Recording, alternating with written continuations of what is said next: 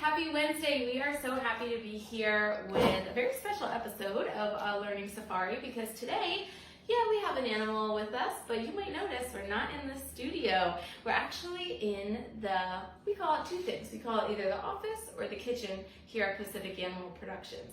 So even though lately we have been spending a lot of time over in that studio, a lot of our time is actually spent here in the kitchen or the office because a big chunk of our day, about 45 minutes of our day, is spent in here prepping diets for all the animals that live at Pacific Animal Productions.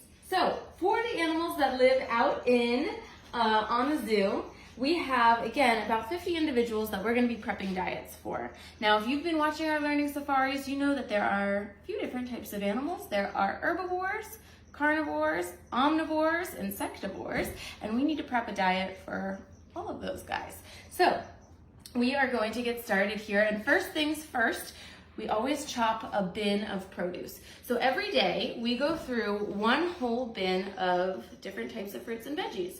We get our produce sourced from the same place that's delivering to all the restaurants in Fallbrook, the town that we live in here in California. So we are serving restaurant quality food, and again, the first step is to make sure this bin is all the way filled with fresh produce. We do half vegetables, usually sweet potatoes, zucchini, carrots, and we also have some other fun stuff like broccoli and what else? Oh, jicama is usually a staple as well. And then we do about half as fruit. So of course, banana. This is one of our favorite items that our animals have here at PAP. Apple, of course, is a delicious healthy snack, and we'll even put in some watermelon today too. So hang with us and we're gonna chop up this bin real quick.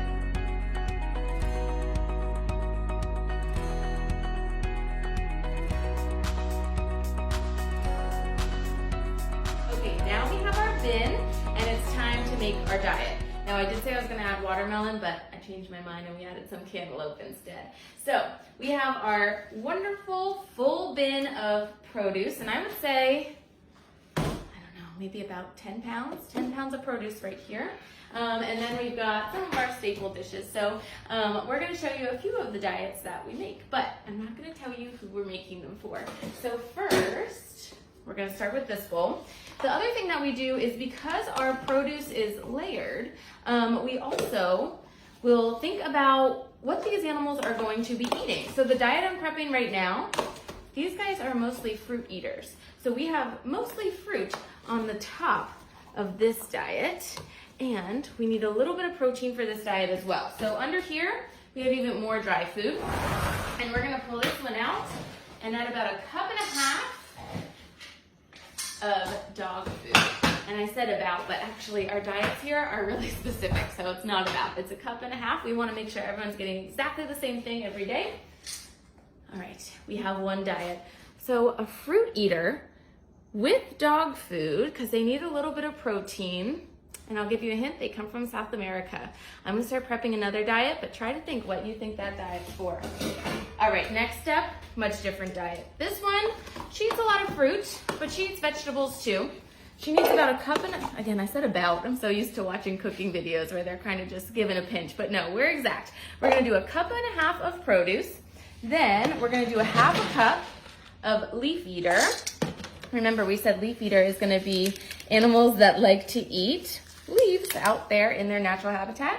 And then we've got some really beautiful kale. We're gonna add that in too. She loves some greens. And then this is gonna give you a little hint as to what she is. We're gonna pull out some of these. These are little chows, and this is totally gonna give it away. These are called monkey biscuits. So what do you think is gonna be eating monkey biscuits? A monkey, that's right. And actually, if you watched our learning safari way back in March, I think it was on March 20th, we actually invited Lily, the spider monkey, for lunch, and she ate some of these with our trainer, Carla. So if you want to go back and watch her eat, you totally can. Okay, hopefully we had some guesses. You guys had thought about what might be eating this. We said they're from South America. They eat produce, mostly fruit, and they eat a little bit of protein. Kinkajous, you guys, 2 kinkajous. We posted about them 2 days ago. Val and Nanner, they are a pair of kinkajous that we have here. we give them a lot of food because we want to make sure that they are willing to share. So we always give them a little extra because they live together. We don't want them to think that they need to hoard food or anything like that. So there's way more than enough to share. So we always give them a little extra. Okay, I'm gonna show you guys one more diet. This one's actually gonna look a little bit similar to Lily, our spider monkey's diet, but it's actually a very different animal. So he's gonna get 2 cups of produce. He's also gonna get a half cup of leaf eater. He's gonna get a big bunch, so I need 2 hands for this, because he's gonna get a way bigger bunch of kale than Lily did. So he's gonna get lots of greens. Oh, we have some scrambled egg here too. We just made this.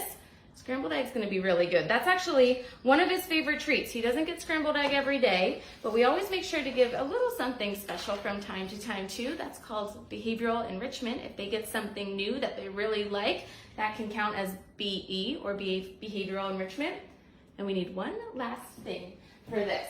We need, oh, hi Picasso. Look, Picasso is wondering if he is ever going to get a snack. Let's see if he wants some melon. Would you like some melon today? Oh yeah, good job, Picasso. Okay guys, last for this diet is a half of a zucchini. And you might notice it's cut kind of funny. We cut them in these long strips.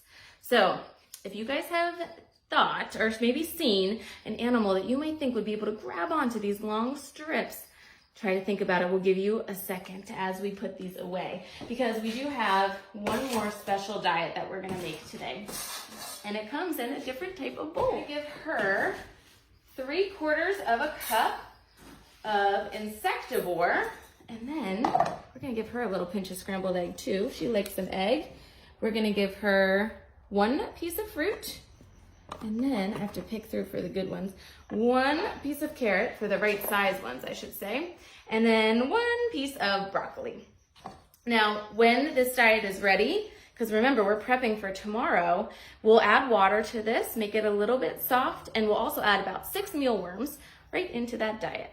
So while you guys are thinking what might eat that, let's go back to this, and I'm gonna tell you, this is a sloth diet, you guys. Paco, our sloth, he gets this, and then for dinner, he also gets another cup of produce. So he is a big eater. He weighs about 14 pounds. Okay, hopefully you guys have thought what might eat this.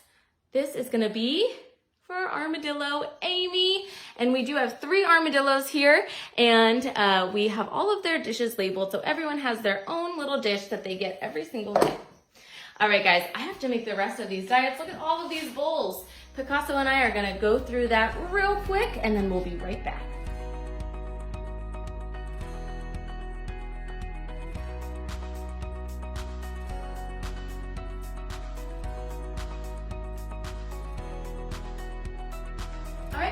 That's Prepping Diets here at Pacific Animal Productions.